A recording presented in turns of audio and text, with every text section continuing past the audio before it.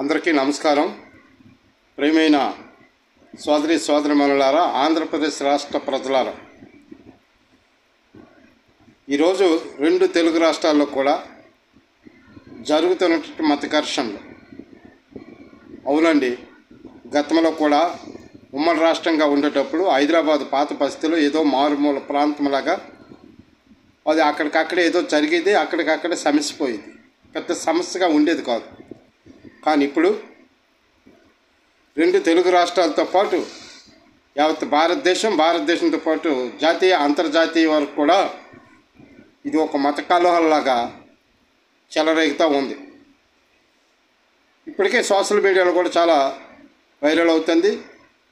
మరి పగడాల ప్రవీణ్ కుమార్ పాస్టర్ గారి తాలూకా హత్య యాక్సిడెంటా అనేది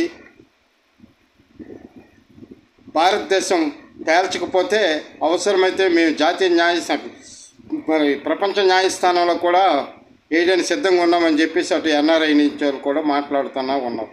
అటు నుంచి కూడా వార్తలు వస్తూనే ఉన్నాయి. అసలు ఎందుకు అంత సమస్య తెచ్చుకోవడం, అంతవరకు వెళ్ళడం?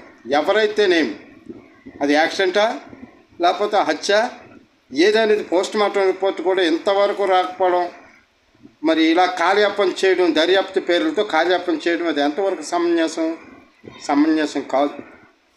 ఎందుకంటే బాగా ఇప్పటికే ఎక్కువగా మతోన్మాద అంటే కేంద్ర ప్రభుత్వం మీద రాష్ట్రంలో ఉన్నటువంటి జనసేన పార్టీ అధినేత పవన్ కళ్యాణ్ గారి మీద ఎక్కువగా ప్రజలకి చాలా అనుమానాలు ఉన్నాయి. ఆ అనుమానాలను నివృత్తి చేసుకోవాలనుకుంటే ఖచ్చితంగా దర్యాప్తు పారదర్శకంగానే జరగాలి. ఎందుకు దానికి వెనకాడుతున్నారు? ఇప్పటికే బీజేపీతో అంటగాని రాష్ట్రాన్ని మీరు ఎప్పుడూ లేనంత విధంగానూ రావణ కాష్టంలో కాలుతూ ఉంది ఈ మత ఘర్షణలు ఇవన్నీ. మీరు కూటమిగా ఎప్పుడైతే ఏర్పడి 10 నెలలు అయిందో అప్పటి నుంచి మరి ఉన్నటువంటి రాజ్యాంగబద్ధమైనటువంటి చాలా విలువలతో కూడుకున్నటువంటి డిప్యూటీ సీఎం తీసుకున్నటువంటి ఆ మహానుభావుడు ఏమైనా కాముకున్నాడా? సనాతన ధర్మం అనుకొని రంకిలేశాడు. అది ఎంతవరకు దారి తీస్తుందో, ఎక్కడి వరకు వెళ్తుందో ప్రజలు గమనిస్తూనే ఉన్నారు.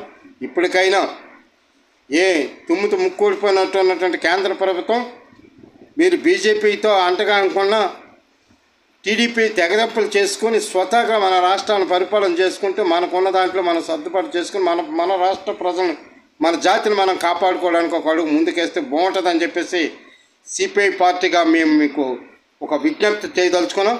పవన్ కళ్యాణ్ ఎప్పటికైనా పెద్ద ప్రమాదం, ఈ రాష్ట్రానికి ప్రమాదం.